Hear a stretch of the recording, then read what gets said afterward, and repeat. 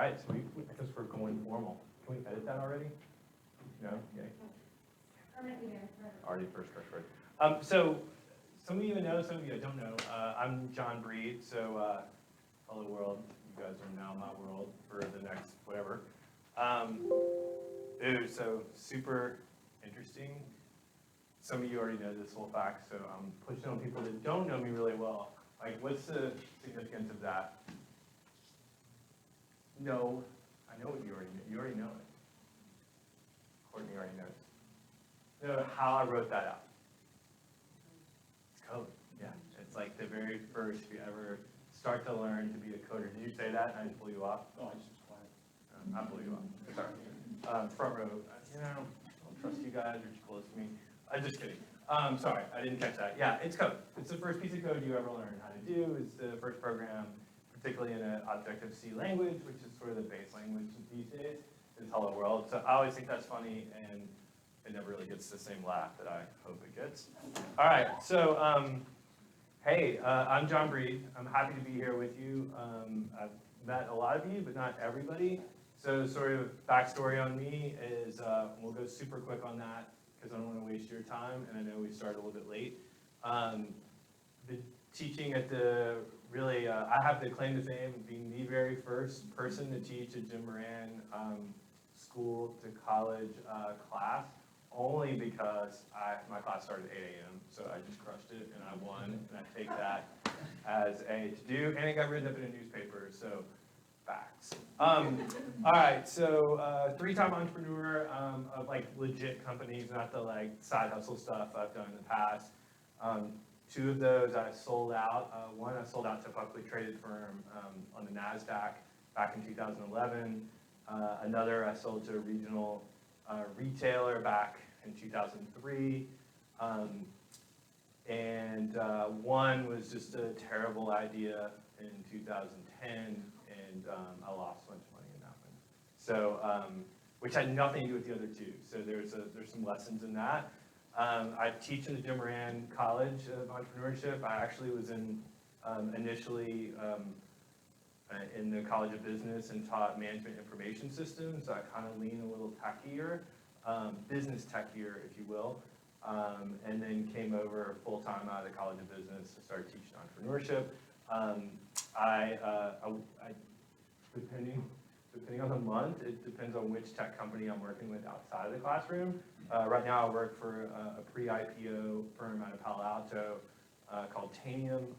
It's one of the unicorn class. They're a cybersecurity technology play, and I'm the director for them for the state of Florida. Mostly around the sales side and the consulting side. All right, so enough about me, boom, let's move on to something more entertaining. We're really here to sort of talk about pitches, right? And I think and if I go, for those who do know me really well and know that they can interrupt me, even though I just shut Courtney down like super quick, you can really interrupt me. This is more of a conversation. In my mind, I'm just going to try to spend a little bit more on the deck itself, but that may not be as much relevant for you guys. You may be so far down that road that you don't really want to tweak a lot. And if you want to sort of take a shift towards the actual presentation, I'm down for that conversation too. But we'll just sort of glide through the slides pretty quick. And by the way, there's basically 10. So we're not going to go like super slide heavy, but I want to hit a couple of key points, and I think it'll help you. And then from there, I'm sort of up for like hearing whatever challenges you've got, and we can get questions really specific. We're a pretty small group, so we can kind of work to that too. Fair enough? You good with that? All right, cool. All right, so to me, instantly, and I don't know how many of you, like, so quick show of hands, who's pitched before, like big pitches before? All right, so most of you haven't, all right? And that was sort of this quote is, I think it's super easy to be fearful of that stuff, and I think the quickest thing you need to learn is you should be a little fearful. Like a little bit of fear, it's not a natural thing to stand in front of people and try to tell a story in a short period of time and persuade them to sort of your vision, right? That's actually not really a natural thing for most people to do. But I think the faster that you start to understand that, the better off you'll be. And I'll be totally frank with you that even walking in here, you probably, if you caught my voice, I talk sort of loud sometimes, I pace a lot. I'm a little bit hyper, but actually that's a little bit of a self-defense mechanism, to be honest. I've been teaching full-time for 6+ years. I've been presenting to clients in pretty high-pressure situations really since the 90s when I was a management consultant at IBM. In situations and have made some colossal mistakes in front of really important people. And I still get nervous. So believe it or not, as I drive here, I get a little nervous. Every class I teach, I get a little nervous. It's like my adrenaline pops up a little bit. I know my heart rate goes up. I know all that stuff happens. And I have still that little twinge of fear. There's a side of me that thinks, so just put this in your head. Man, that little bit of fear, that little bit of rush just tells you that you're actually doing something kind of important. So I think if you start to channel it away from I know it sounds a little out there emotionally, but I think if you really try to push yourself to say that those are good things, like when people get nervous, typically anxiety is tied around, particularly when we're trying to perform at something, perform at a sport, perform in a business situation, perform whatever that is, getting in a choir and getting in front of people. I think that little bit of anxiety just tells you, hey, you're freaking alive. See, went freaking, by the way, good call from me. For those who are in my class, that's a check mark. Could have gone totally different than that. But it shows you a little bit alive, and I think it just shows you care. So I think the faster that we get out of the fear side, the more we start to understand that that's just part of this game, right? So I beat that to death, but I hope you kind of follow where I'm going. All right, so let's just jump really quick into what I think slide decks ought to look like. This does not mean you have to think that way, and I'm stealing, frankly, from Guy Kawasaki. And Guy Kawasaki is a venture capitalist. Those in my class know that I preach this pretty heavily. It's the 10-20-30 rule. It's a really interesting way to do it. It doesn't, we're going to sort of take the 20 out of this because I don't know what the time frame, what kind of 7 minutes. But I still would argue that 10-30 matter, right? So the super quick way to think about it is you probably don't need much more than 10 slides. Honestly, the best pitch decks are 15 and under. Guy Kawasaki, who's a legend, he was one of the very first people hired in Apple. He's funded some amazing companies. I could give you his whole resume, but the dude's awesome. He's older than me and still serves better than me, which still pisses me off, but whatever. Just goes to his legendary status. He's really disciplined about the 10-slide sort of thing. And I'm going to break down sort of what I think those slides ought to be. And he's a really big believer in large font. And he says 30. I break that rule sometimes. Rules are sort of made to be broken. These aren't really fucking rules. They're guidelines. Like, I think stop signs are guidelines, right? You know, 4-way stops are, you know what I'm saying? It's the same thing. All right, so a 24, a 28, a 32, it depends. But ultimately what you're trying to get to is big fonts, less words. You follow me? All right, so. Have you ever heard him say, take the oldest person in the room, divide their age by 2, and that's the font? Yeah. It's Figure your judges are going to be. Well, I was about to go to this. That's exactly, Wendy. That's a perfect point. So forget the age for a second, because I would make fun of them, but I think I'm becoming them at this point as the bald spot gets larger. Whoa, easy. It wasn't that funny. It really wasn't that funny. Wow, you kind of hurt my feelings there, Corey.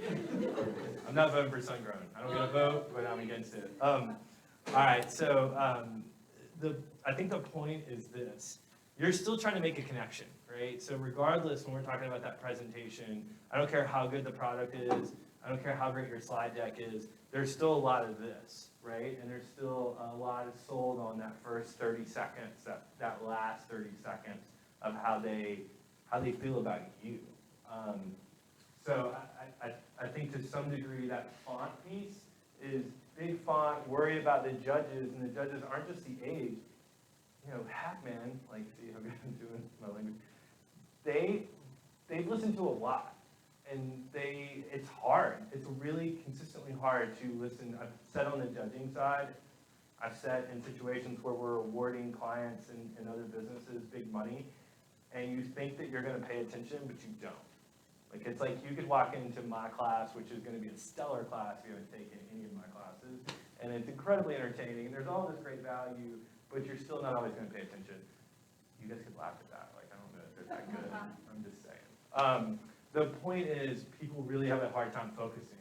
So it's not just about the font, it's about the fact that really what that pitch is supposed to do, like I want you to sort of glance at this and use this as a guide of where we are. I really want you here, right? So if I put a ton of stuff up here, right, you're gonna be reading this and not paying attention to the message.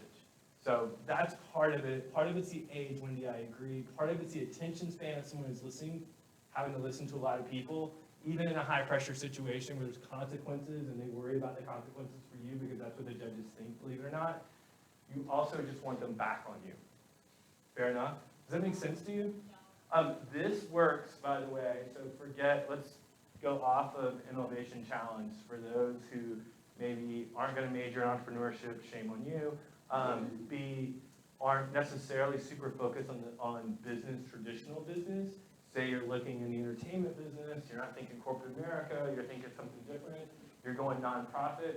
You follow this sort of strategy, and I'll give you the super backstory. So guys' responses, presentations are usually an hour. I go and see clients, and we book out an hour, but there's time in there where things just don't always work. You saw it on us at the beginning, right? Like get mic'd up, get the video going, change the chairs around, blah, blah, blah. You just blew 10 minutes, right? So if you can go 10 slides, 20 minutes of talking about it, 30-point font, you still got, think about it, all these minutes on the front and back to make sure everything's clean.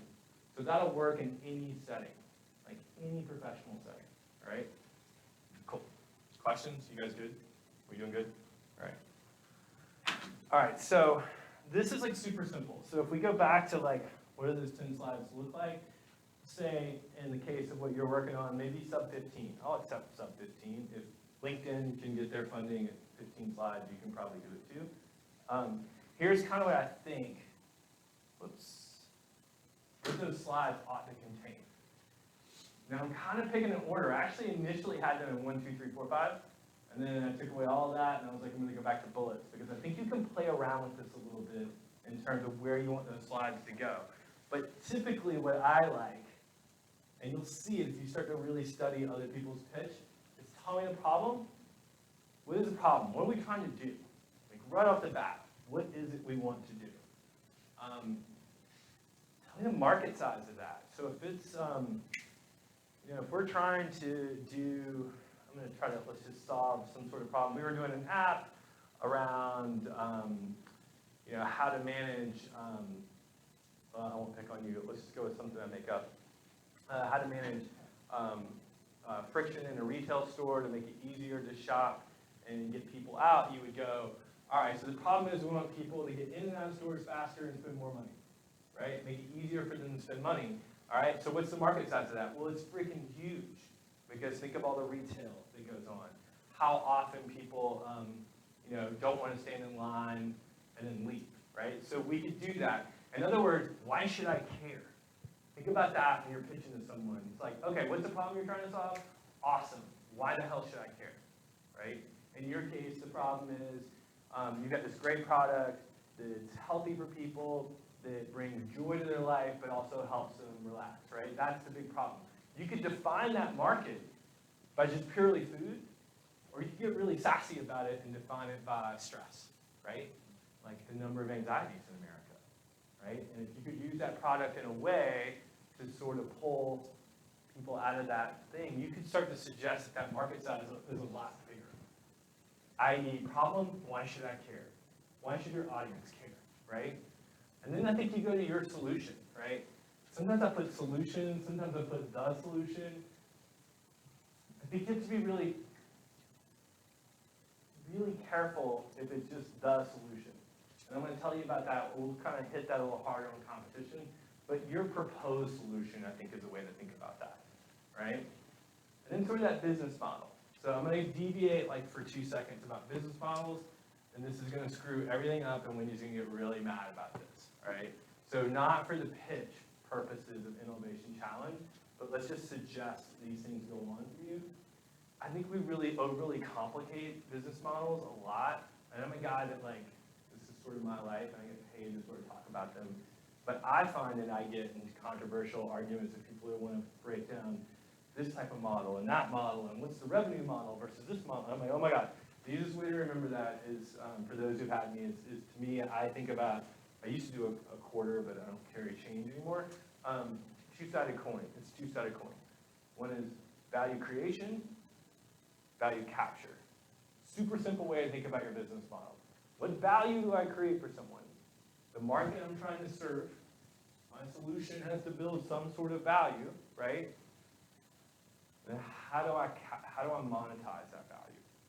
It's as easy as you're an incredibly entertaining person, you're on TikTok, you got 60,000 followers, and that enjoyment of just following you and seeing that new video, new content you're putting out, right? That's the value. And then if he's got 64,000 followers and 2 million views, you can probably monetize that one way or another, with merch, with whatever. You follow me? So one side is always about creating that value, the other side is about how we monetize that. And that's a super simplification because we get that the value can be complex, right? It can be nuanced. It can be different value for different people, depending on what market we're serving. And on the other side, the monetization, the capture of that value can be through multiple ways, right? From influencing stuff to the actual selling of products or services to any number of sort of pieces. You follow me? But the simple way, when you get outside of this world, and you'll go, that crazy old, fast-talking, balding guy, I don't know what the hell, but what I do remember is it's a two-sided coin to a business one. You'll remember that forever. Business value. Like, we got to create the business value, creation of value, capture of value. And that's the monetization side. Super simple, all right? So, I kind of think we go problem, size, why do I care, what our proposed solution is, a little quick breakdown of the business model. You can go heavy, you can go light on that, it just sort of depends on where you're at. Sort of any sort of I call it the underlying technology because I'm a firm believer that most companies are technology companies, they just don't know they're technology companies all the time. But you could just call that the underlying magic is another term that you hear people use. The difference being, so if we're using what you guys are working on, it's really a breakdown of the wireframe of the apps, right? But it might be something where you're running some sort of content, and the magic might be you, and that you're curating really high-quality products because of your experience that you've drawn upon, and you know this market that you're trying to serve.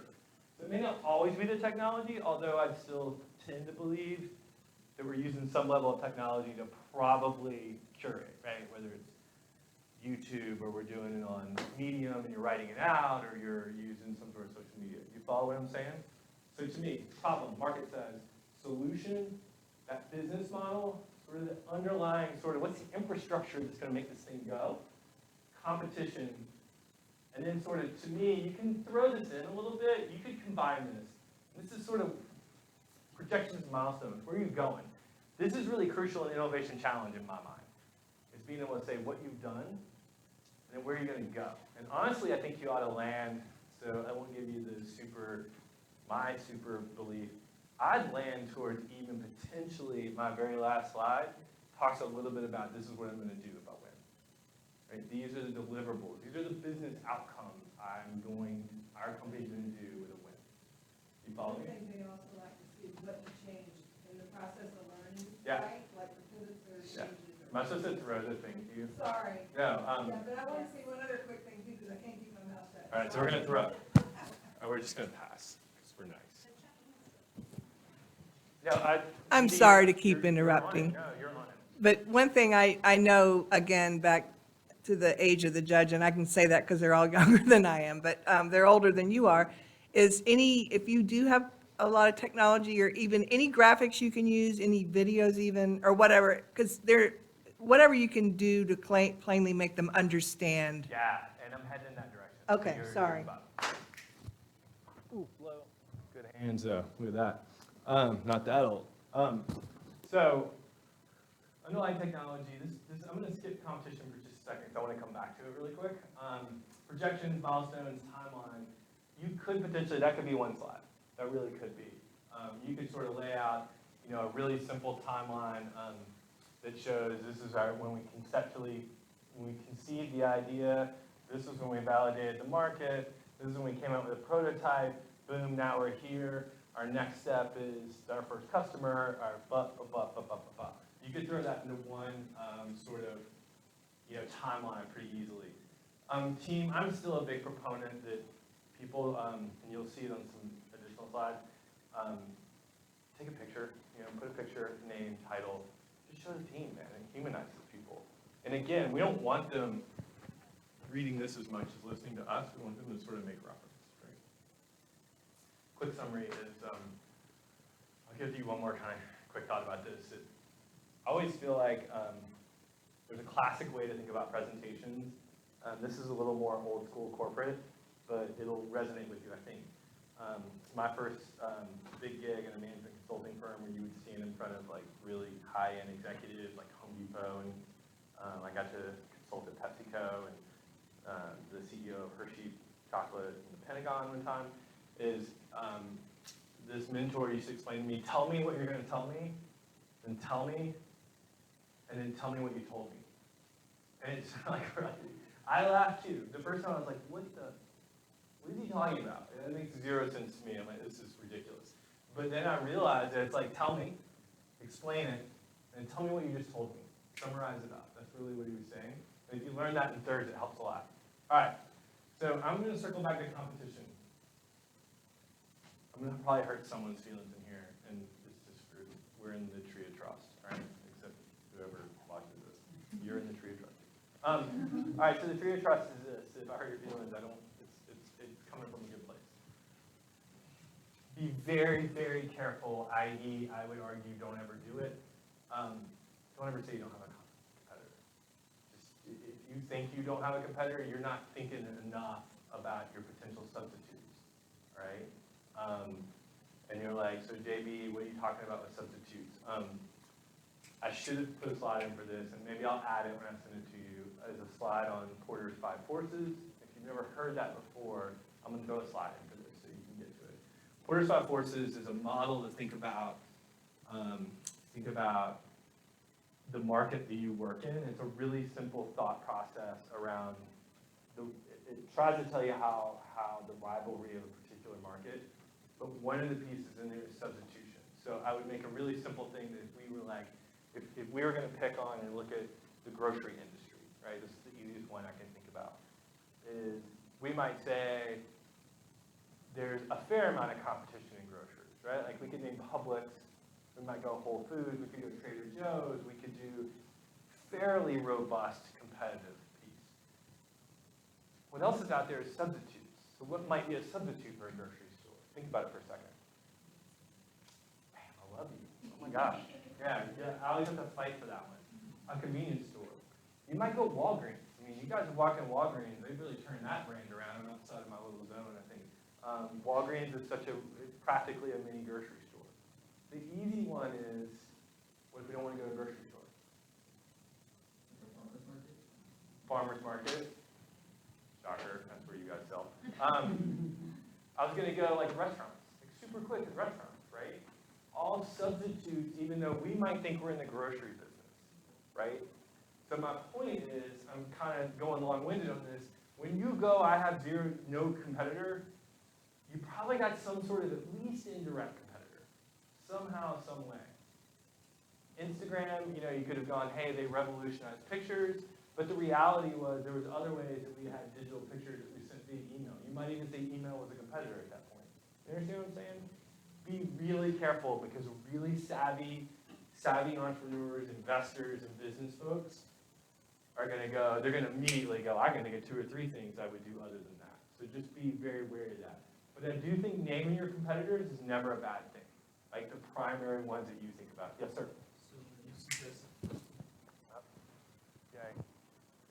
So would you suggest maybe naming the whole list as much as possible, or just enough to get the point across that you're aware of what you're playing with? Yeah, without having total context into what you're talking about, I tend to think about the ones you really are thinking about, right? I'll digress with you for a second. So if you guys have seen you all know the Peloton, or the workout bicycle thing that costs $1 bazillion, right? That should come covered in gold. with little angels flying over the top. All right, so I was listening to someone, there's a new one, The Mirror. Have you seen The Mirror one? Which I kind of lust after a little bit, that's just me. But it's a similar sort of thing. And I was listening to The Mirror CEO, and she was talking about who her competitors were. And she went with the classic, we have no competitor. Right? You're in a workout space. She actually made a really compelling answer for not having it, but it's still bullshit. But then eventually the interviewer pushed, and she actually went to she finally named two. She's like, obviously Peloton, and then she went Nordic Track, and then she threw out Apple, which was kind of interesting, but just in the interview. I don't think that's a long way to get to. I don't think you need to name everything, right? I think, remember if we're still going back to 10 slides, we're trying to get our points across, I think you can hit a couple of the highlights. You know, the big players are the ones, or if you're doing something niche, like if we're doing urban streetwear, we're probably not naming Ralph Lauren, right? We're gonna go to that brand. In other words, just that niche. Or if you're inspired by a brand and you think you're gonna do it better, I would name that. Make sense? Yeah. All right. So that's the most wordy slide I've got, one of the most wordy. All right. So I want to take it back, and I want to hit a little bit what Wendy's talking about. These are the rules, man.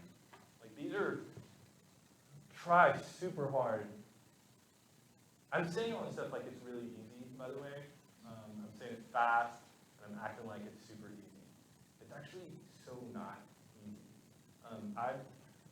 Certain students have had me, and I just beat on you about making your deck better and better, and your messaging better and better. Not because it's the only thing I think about. It's the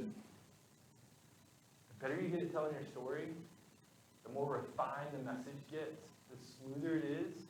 I promise you, the more you know your business. I promise you. The discipline of thinking through that communication is a one very good component of being a good founder and an entrepreneur.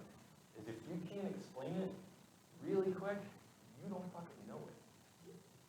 Honestly, right? So you need to be able to do it in that way. Yeah, it's tree of trust. You can edit that out. Can we do that? Does that work? All right. Well, Susan won't go this far. She won't watch all the way to this part. I'm teasing. She watches it. Susan, sorry. All right. So my point is, these are guidelines, not rules. Think four-way stop, right, for JB. Four-way stop's a little, we might kind of squeeze our way through that. So these are not, you can change things around, but these things make sense. Think billboard, think less words, we're driving by. Images are super powerful. Right? I'm breaking all these rules, by the way, at this moment, but I'm teaching as opposed to pitching. So think through that for a second before you get all sassy with me going like, he's not doing anything he says to do. Typography matters, and that to me is about, I would argue, consistency more than anything else. Some people get really fired up about typography and the font. And I think actually I kind of like that. I'm kind of with you. But if it paralyzes us, then we suck and we got to move past it. But most importantly is I'm really looking for consistency. Again, breaking rules here, but if you notice, my own logo, because I just I don't know, I thought it'd be cool. But if you watch every slide, it's all got my logo, right? And it's always in the same color background. We don't want to change that stuff. You can do that from Fiverr for $5. It's not that, I just wanted to do it. Anyway, symbols, images, way bigger stuff, right? Data presented well, pie charts. I'm a big up and to the right thing. That's now a saying, but I've always said that, and now I'm kind of pissed. I should have coined it or something. But up and to the right is just when we're looking at an XY axis and growth. We think growth is up here, up and to the right. Those are pretty things, right? You can still get away with doing it however you want to do it. And now that I'm sitting here thinking about some of the best decks I've ever seen from students, which I thought outstripped many corporate people, they were really creative in their messaging. They didn't really stray away from the rules. There weren't a lot of words. It just was very visually appealing. It had a theme. I think themes matter. Right? All right, so let's recap. This is really, and we're almost done with my slides, so hopefully we can get into what you little bit and see if I can help. You do have to tell a story. You just do. Like, the reason we don't want a shitload of words here, and we want 30 size font even though I'm breaking it, is I want to hear you, right? I want to hear, how did that start up? What was the idea? What was the problem that you faced that you tried to figure out and create the solution? And then where did you go to figure out how big of a problem that was? And is it big enough to go serve it, right? And then here's what I propose the solution, and I care about it, right? Those are the story. Less is always more, man, when it comes to slides. Always, right? Go icon if you can go. I mean, there's a reason why you guys make fun of emojis now, and old people like me still use them all the time. I get it. Hey, boomer, I understand. But the reality is it's still that icon, right? You know what I mean? And it says a lot without having to read a lot. Okay, this matters. You've already learned the 10, 20, 30 rule. Photos are awesome. I use 0 of them. Typography, super important. Structure your slides. That's what I was really sort of thinking. I would just think problem, solution. I go problem, size. Like, why should I care about your solution? Then solution. Then I want to understand what that solution's about, the infrastructure, the nuts and bolts, the business model. And then I want to get to the team, and then I want a summary. You follow that kind of thought process. If you do that in 8 slides, that's awesome. If you did it in 14 slides, it's still awesome. You're just following that, and you're telling the narrative. Does that make sense? All right. So I just have to throw this in just because, it's funny. But yeah, you guys are like on this journey, man, and I know it is corny, and I would laugh at me if I said that. So I don't want to get like too corny with you. I want to tell you a couple of things that make me why I want to talk to you guys, why I hope that beyond winning this thing that it has a greater impact on you. One, entrepreneurship, in my opinion, and if you even take that back one more step and say, what is entrepreneurship? I would suggest, Peter Diamandis said it really well yesterday at Ruby Diamond Hall, ultimately it's problem solving. So if you get down to problem solving, I would suggest entrepreneurship as problem solvers is one of the most positive influences in the world. It cuts across socioeconomic backgrounds, it cuts across race, sex, countries, nationalities. You understand what I'm saying? Like, the mere fact that we go and take tools, tech is just a tool, to go and solve a problem for some market and some group that gets value out of it, I would suggest to you is an incredibly positive thing. And oh, by the way, if it creates wealth, wealth is not static, wealth is dynamic. We are a wealthier world today than we were 20 years ago. It doesn't mean if I go and take $10 and hide it under my bed, that took $10 out of the world. No, wealth is elastic, right? And it's good. It can be used for good. So I hope that you kind of come out of this pitch stuff, you're really interested in it, and maybe what you're pitching today is not what you want to do 6 months from now, but get on a journey to sort of actually go build this startup. Like, you can do this stuff. Like, you're incredibly capable. And I'm inspired by people who came from really humble environments and situations that aren't your classic MIT or Stanford grad, and they build an incredible business. We're capable of all doing that. And if you can learn to pitch it, and you can tell that story, and you can get someone interested enough to hand you money to do it, and oh, by the way, there's a lot of capital in the world. There's a lot of places to go get money if you've got a good idea, and you can articulate it, and you're willing to do it. I would suggest to you that it's noble. I mean, it's a noble thing to do to build a business. It's a noble thing to do to employ people. It's a noble thing to do to solve and add value, whether that's, I don't even know if you're on TikTok, but now you're my TikTok guy, all right? So, I just brand people as we go. Even if it's just purely entertainment for short bursts of time and take someone, there's value in that stuff. So, I think I'm like done from my perspective. So, I always end with this because I just truly believe it. And embedded in there is a link. If someone, which don't do it, not feel bad if you're doing this on Friday. But Google really does have a really simple template for startups that has been, and you'll find, I think it's about 12 slides. It follows a lot of the stuff that I'm talking about, not exactly, but pretty close. But I always think about this, and this is why people like us do things like this, and that is people like us believe that we can make tomorrow better, like legit. I know it sounds corny, and I know it's on a journey, and I throw journey out there, and I get it, but it truly, the reason tomorrow is better than today is because of this. And these skills, win, lose, or draw, man, come Friday, that, you just added another arrow to your quiver. It never gets taken away, ever. You know, you can go pitch whatever after this. You're gonna walk out in a year from now and someone's like, hey, Stanley, we got this idea, and like, I'm too nervous to do it, and you're like, I know exactly how to do that. It may still scare me a little bit, but I know exactly how to do it. And most people actually don't. Again, I work for a unicorn at the moment by two really incredible founders that recruited me there. And if you saw the friggin' slide decks that they asked me to present to clients, and I'm like, no. This is 44 pages long. It's like a book. Like, you know, I'm not doing that. We're going to simplify this thing down really quick. I'll give them a book later if they're interested. But we need to tighten that message up. Really smart people don't know how to do this stuff. Really talented people. You guys are on the journey to do it. It's awesome, man. Congrats for doing it, because it's not easy. All right, so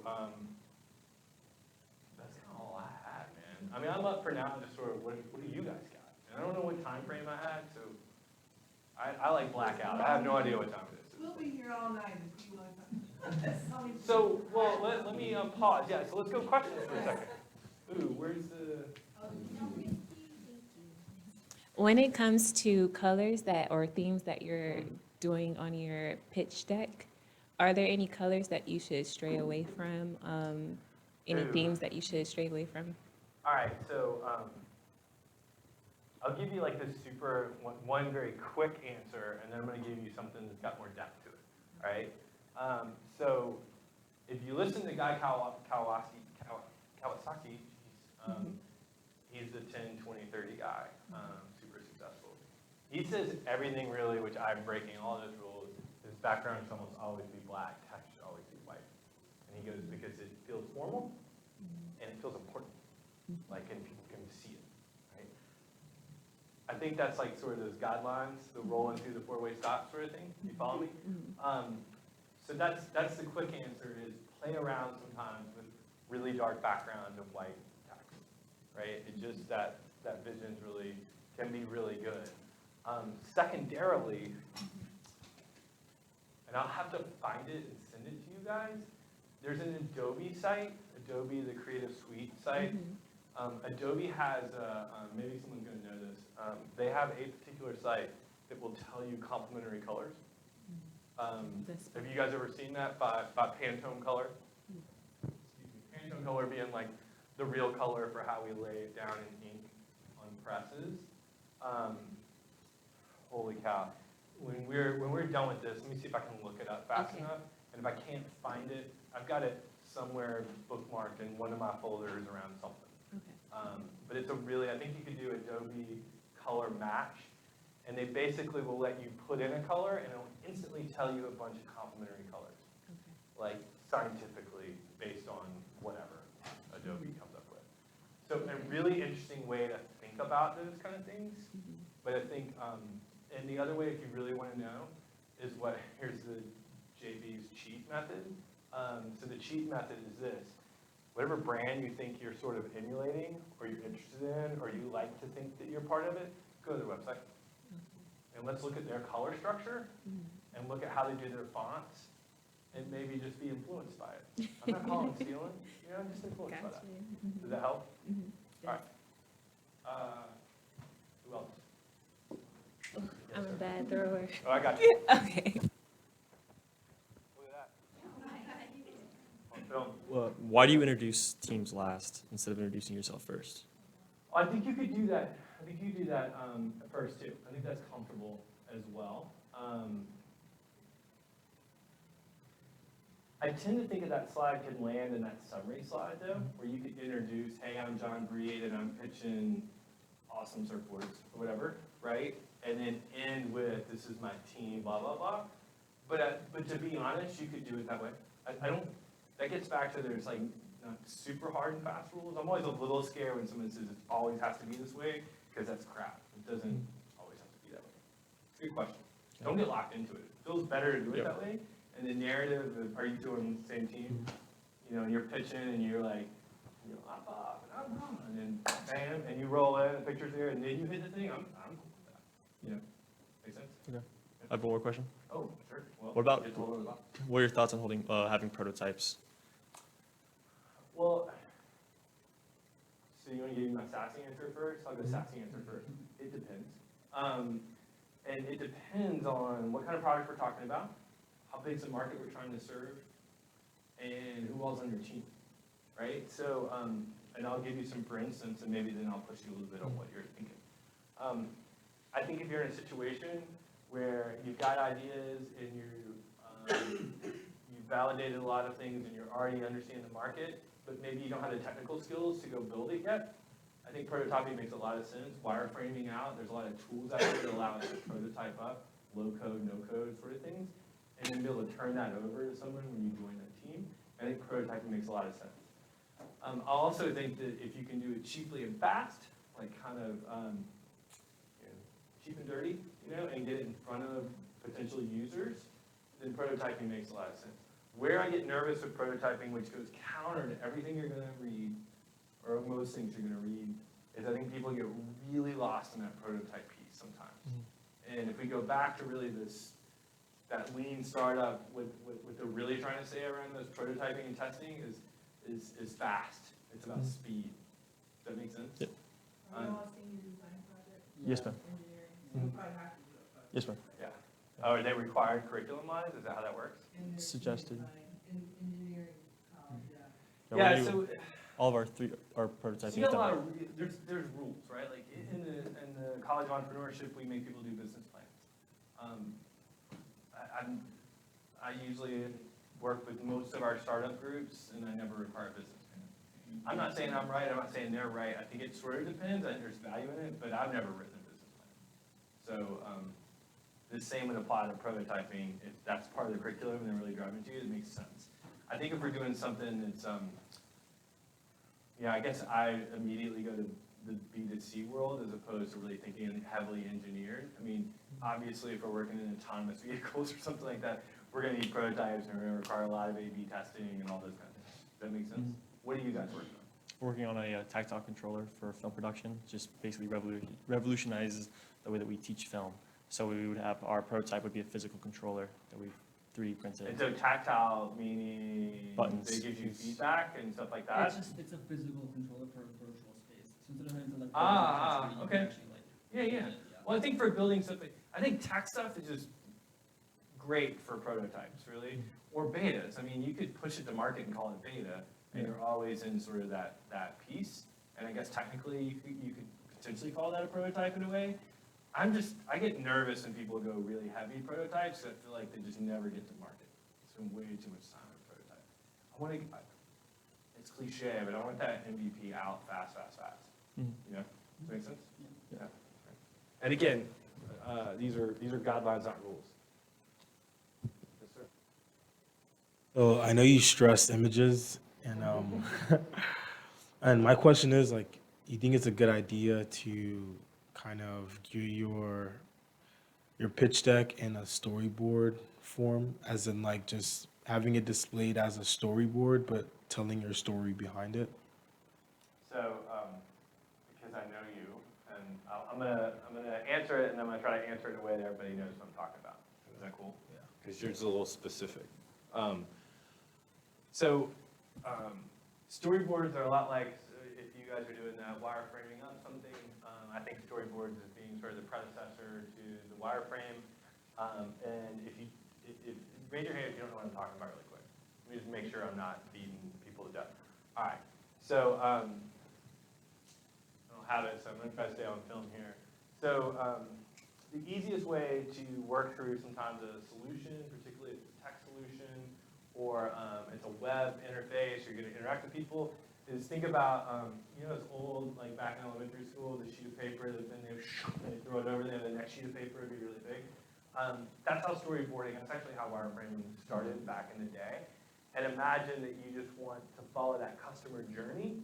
You could do that externally, the customer who's touching that product, right? Their customer journey. I want them to come to johnbreezeawesome.com, and I want them to see my beautiful face with a lot of Photoshop, and then I want them to go to my merch, and what's that page look like, and then what are those merch, and then what would I say inside this one piece, and then when they're ready to purchase, what does that process look? So if we were doing it as a storyboard, we just keep flipping sheets of paper, following that story. You can do it on the back end. You can tell I'm very e-commerce-y sort of centric. The back end to the website and how it, you know, what's the UI here, what's running behind here, what databases am I touching when, how's that stuff pulled in? I could storyboard that. In your case, I went through that pitch deck a little bit with you, and I think that being able to do a little bit of that storyboard helps explain the work that's been invested and where you want the customer journey to go and what the value is for the customer. Caesar may not agree with me. Is that where we're going?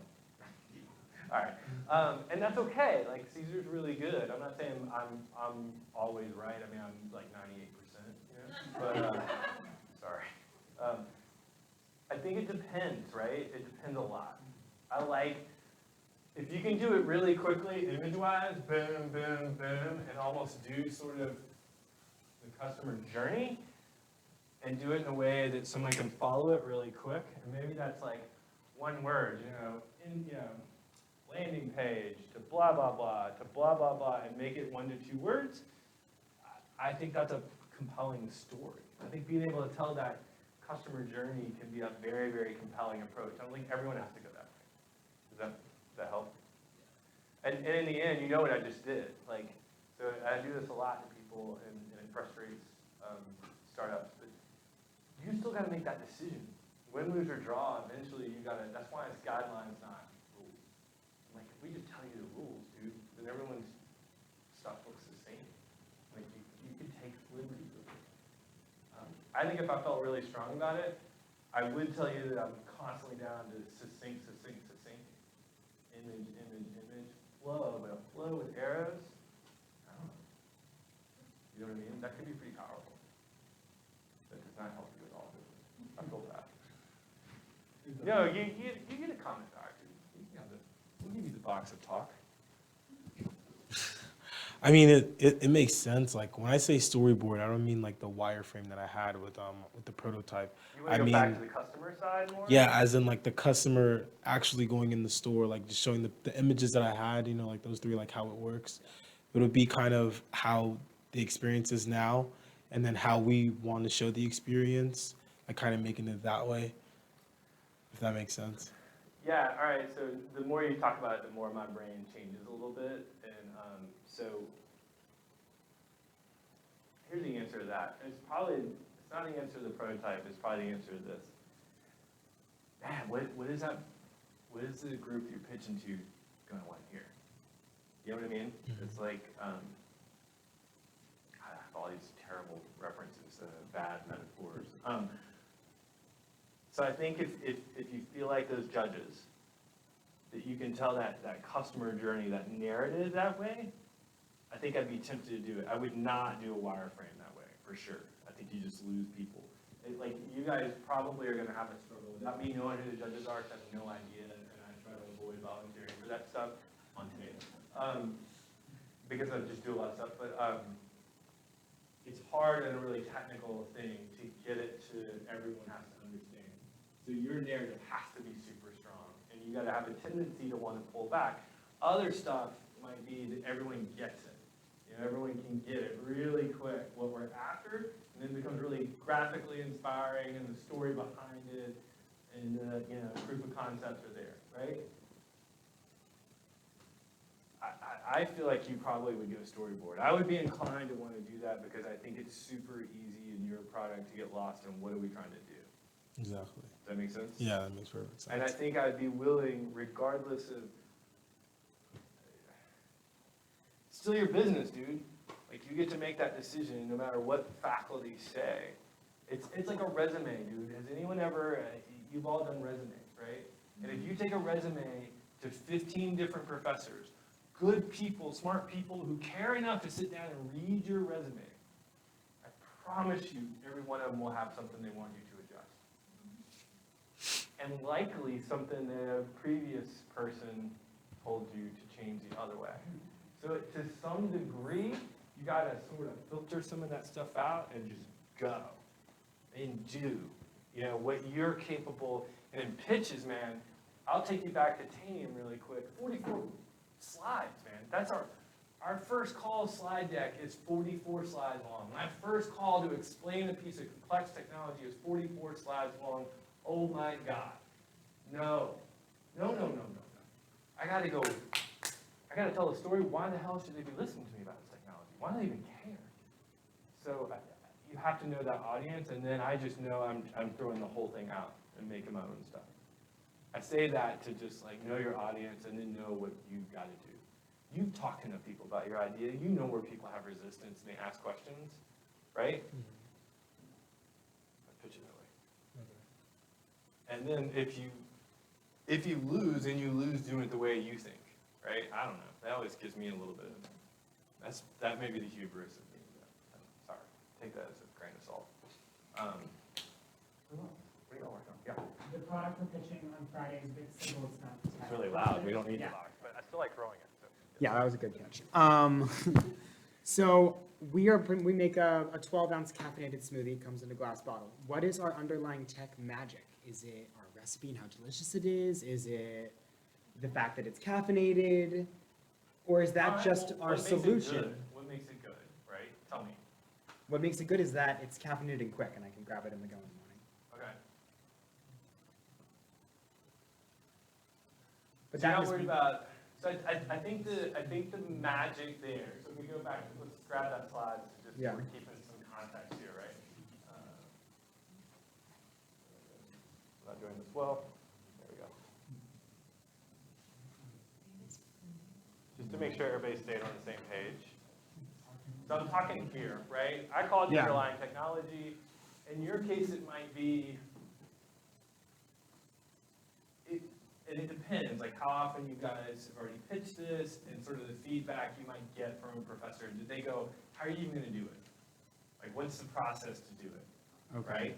And it could be very easy, like, you know, if you're doing food stuff, you could be using a co-packer where it's really your set of ingredients, you get to test the chemicals, but really all the supply chains back over here run by a back-end almost drop ship-ish type. I just said co-packer if you even knew what that meant. For those not inside the food industry, that's like when Paul Newman does his salsa, Paul Newman's not back there whipping up salsa, right?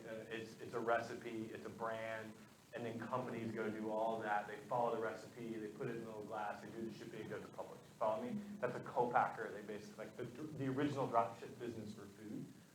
So it might be that, right? Like it might be, your magic might be, or underlying, almost think of like the infrastructure to support the business. What would it take? Okay, so for us, we don't have a co-packer, right? So maybe our magic is that we give you the personal connection. I'm selling it to you Doing to it my by face. hand. Yeah, for sure. Okay, For word sure. of mouth just being us. Yeah, Okay, that works. Yeah, and to some degree, have you guys already started putting that product together and Yeah. people have tried it? We're Okay. gonna be serving it on Friday Wow, in a bottle. that It's out. gonna look good. nice. This is fun. Yeah, I mean, I think maybe that underlying infrastructure of what you guys are doing and the magic that you bring to it because it's personalized, right? It's Okay. from us and we care about it. Okay. We're a user, it's a terrible saying, I hate it, I'm trying to come up with something better. We eat our own dog food, is what we say in consulting a lot, meaning if I'm selling X technology, I'm using that technology in my own business. So in this case, you love it, you put it together, it's produced by hand, That works. and it's something we would buy ourselves. You follow me? Yes. Eat our own dog food. Yeah. I hate that because I don't know who would eat dog food. Who's my dog?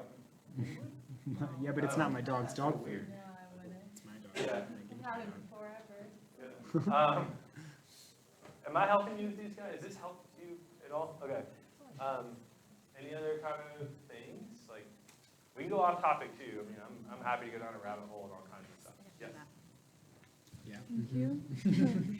In terms of getting ready for the Q&A section, are there any like basic questions that they typically ask or we could expect? All right, so, Caitlin, can you help me remember this stuff, please? So, sorry, I wasn't picking on you, like, this is what I normally do in class, someone's texting me. Help me remember that I want to, besides send you the deck, we need to put in Porter's 5 forces to sort of explain some of that. And then make sure that I have the link to the Google thing that's already built in that deck, the Google Sharp. The last thing I want is it's in there, yeah. It's the one where it says under tomorrow's greater than today. I think it's there. If it doesn't work, let me know. I'll get it. The last thing I need to do is help me remember that if I don't send it to you, is a Word document of do's and don'ts, kind of in that presentation. So bullet form. It's ugly. It's not edited to be all pretty. It's sort of my own reminder stuff. I mean, I think Q&A, they're almost always going to ask a little bit about money, you know, honestly. I mean, I think, right? Yeah. I haven't been on one of those in forever. Like, how are you going to use the money? Students have slides prepared for Q&A, and one of the first things is how is this gonna make money, or how, I mean, it is about the money, cost, revenue. Yeah. However you can put that, because that will be a question that's frequently asked, and if you can show while you're talking, it makes it. Yeah, I think the money question, though, is the way I would reframe that a lot of times, or recouch it, is I want to do that in ROI. You know, like, you know, this, you know, X dollar over time produces Y dollars, right? And I think you can build some sort of pro forma sort of projections out. I think they always just love to go with money because people, there's a reason, because money is like tangible, right? So tangible results is like, if I give you $1,000, what does that end up doing? So I'd be prepared to at least be ready to go, what would you do with this money?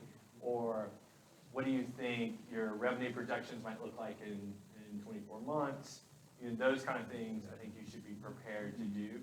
What are your cost structure like? You know, costs are going to be a big deal, because I think when people are trying to invest in folks and give them, and this, I would think about this as an investment, and that they're like your potential investors, right?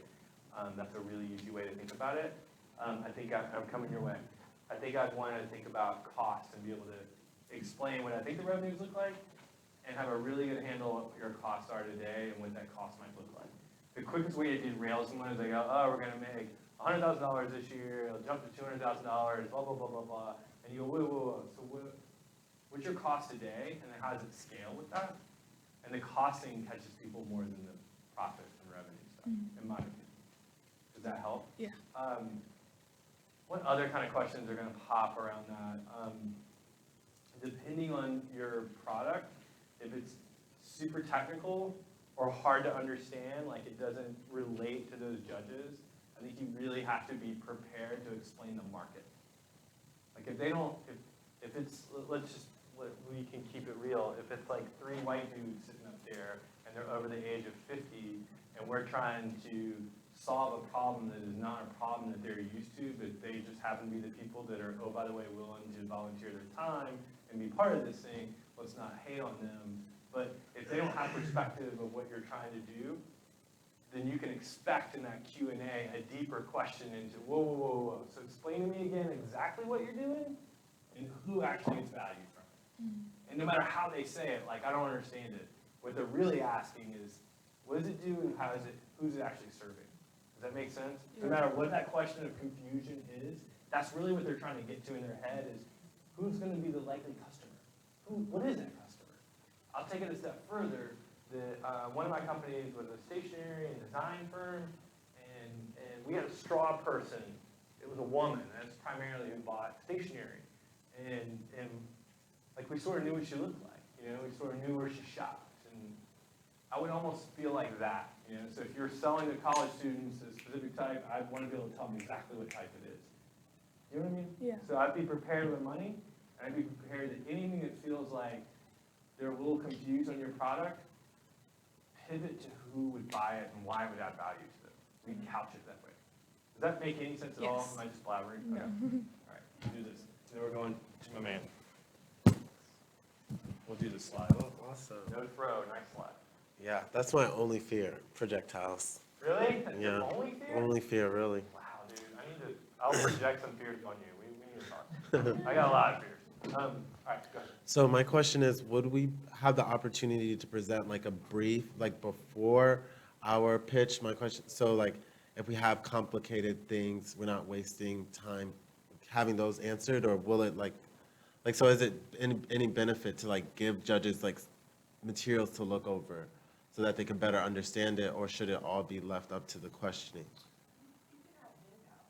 Yeah, I think, so, all right, so we're back in the tree of trust, and if I say something that, then you just, I don't mean it in the way. Dude, you gotta work really hard to make that pitch deck explain. You know what I mean? Like, whenever you gotta go, and I know I used bad language before, but here, or you can keep it if we wanna, let's see where this dialogue goes for a second. And I'm willing to dive with you on it. I think it totally would make sense to have some handouts if you're concerned about how that messaging gets across. I would make that handout as visual as I could possibly make it. And I would work as hard as I possibly can to simplify. Mhm. And let me give you an example. So the software I work on right now is it's really complex, but I'll simplify it this. Every place that you have a computer on a network, like FSU, that software can allow you to see every piece of software that sits on it and what version it is, right? It's way more complex than that, but I just broke it down that even a non-techie goes, oh, that makes sense. It would be a good thing from the security standpoint to make sure that you don't have really old software out there that's got some kind of weird security patch problem. You follow me? I use that as an example of like, I would challenge myself in the mirror, re-saying it, picking people who have no idea what the hell you're trying to sell them and try to sell them a little bit. Like that's that elevator pitch that 90 seconds of how fast can I explain my idea. You know what I'm saying? And without, so tell me a little about what you're doing and see if I can craft that statement to you a little better. Well, so basically we're providing an integrated menu service so that users would be able to see the sum of all meal options in a given community, as well as like relevant tags regarding to nutrition or even like ingredients. And so my concern is the science, like we have a computational person, we have a computer science person, we have a UX person, and like a web developer. So it's like, what if the person presenting cannot handle that question in the most elegant way? So can I ask you a couple of quick questions then to see if I can help you get there? When you say integrated menu for a community, kind of across all menu options, what's the platform that I see that on? Is that a mobile platform? It's an application, correct? All right. So I think we could start. I start wanting to cut words out of that sentence really fast. It's like on a, like you almost want to simplify it down to, on your phone, you can see every type of menu item around you and what the nutritional value is. So, you know what I'm saying? That's it. And even a dumb guy like me can, grew up in South Georgia, I got that. Okay, I understand. And then you allow me to go deeper. You got me, you hooked me, now I can go deeper with you. And then a handout might make some sense, sort of like, show me some of that. What's that gonna look like? Like I got you, but now I don't know exactly what it's gonna look like. Yeah. You follow me? So we're not too concerned about the surface. And then like, we did like a pitch competition like in April, but it was more informal. And so I was wondering how many people are allowed to partake in that conversation? Do you prefer only a singular person or like To answer the Q&A? Yeah, correct. How long do they get for Q&A? Just 3 minutes in the semifinals, 10 in the finals. But it's quick.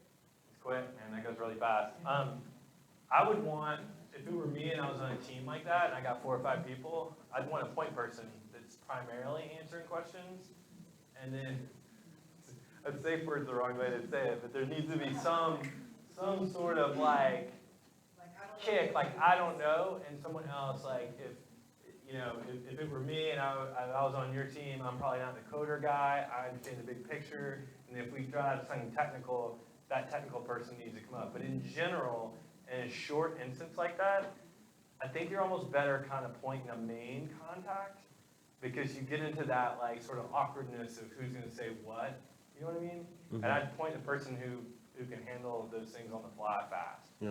Whose brain, like, doesn't mean you're smarter, it just means they, Yeah, because someone like, quick-witted doesn't mean they're smarter than someone that's sort of slow, they just can't get to the, you know what I mean? all right, because I took like a social enterprise class with Bruce where it's just one person handles presenting it as well as the questioning, whereas like we did a pitch competition, like the pitch back in April or March where it was a team of us who participated in the presentation. So I was just confused on. So I have a little, I'll give you a little slightly deeper and see if that helps. I think in presentations, if I've got 2 people or 3 people up on that team, I think in that pitch, I probably want to hear, if I'm a judge, I want to hear from all 3 people. I.e., first 2 slides are mine, second 2 slides is Mary's, third slide ends with whoever, right? And then on the question side, I'd probably want one that sort of steps out and tries to handle the questions. But you can also sort of quarterback that play if you were on point for the question.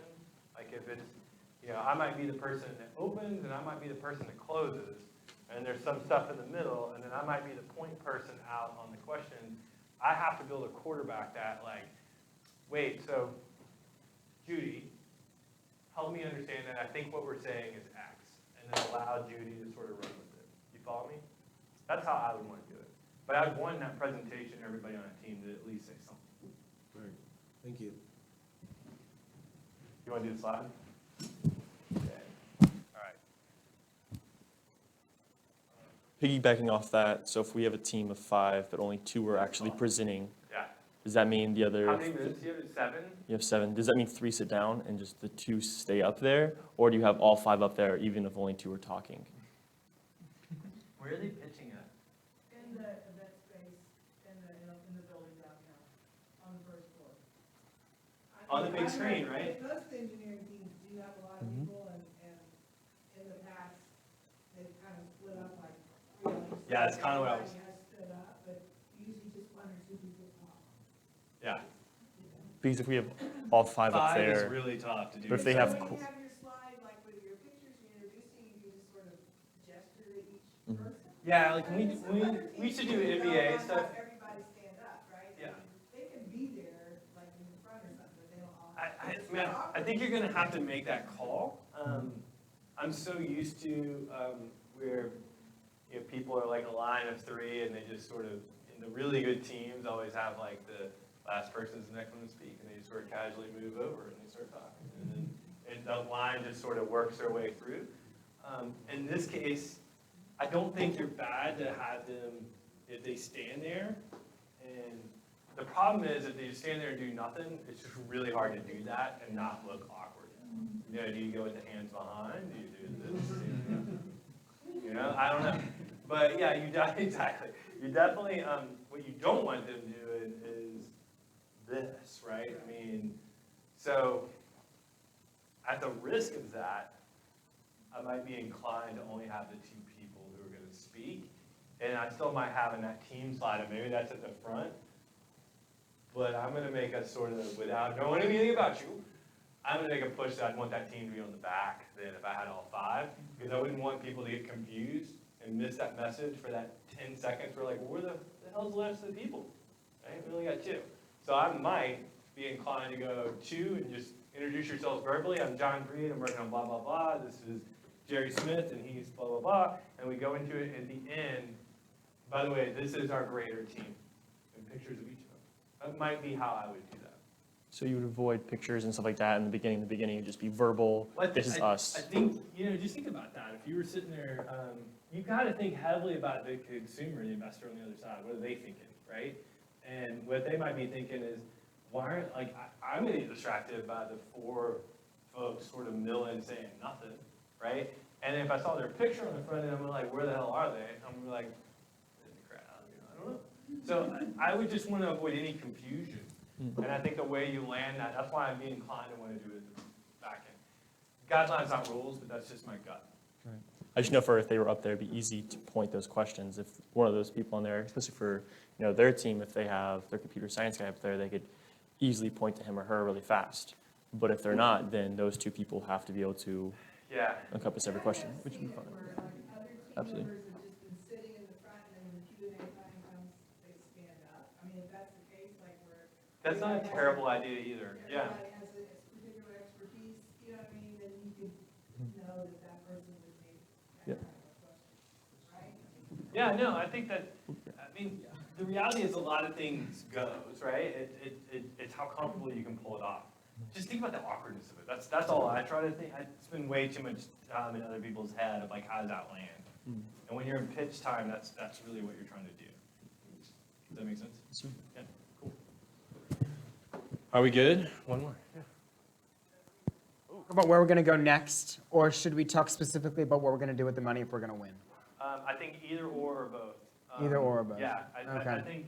think that can be in that sort of, that's why I think sort of this could sort of land in one slide. You can Yeah. almost, I start to picture, you've seen that where it's like the timeline here, and it's like one date's here, and they do a great job of breaking. Yeah, and then it up half for of that's you. future we could do and show what's coming next. Yeah. Okay. And you can even speak to it as opposed to write it. You've kind of got this, boom, like in your case, this is when we launched, and this is when we had our first sale at Market Wednesday, and this is and then this is what we project out here, and you don't have to put specifics, right? You can just sort of talk to it. Okay. Or not, you can get specific. I mean, Sure. I'm a lot of it depends. I think I'm gonna stay away from specific numbers. Yeah. Yeah. Okay. A lot of it is if you think you can get those words out really cleanly. Like I want to depend on a big graph that looks like you're going somewhere and be able to speak to it. Okay. Graphs. Cool. We good? Are y'all good? Yeah. All right. Awesome. Thank you.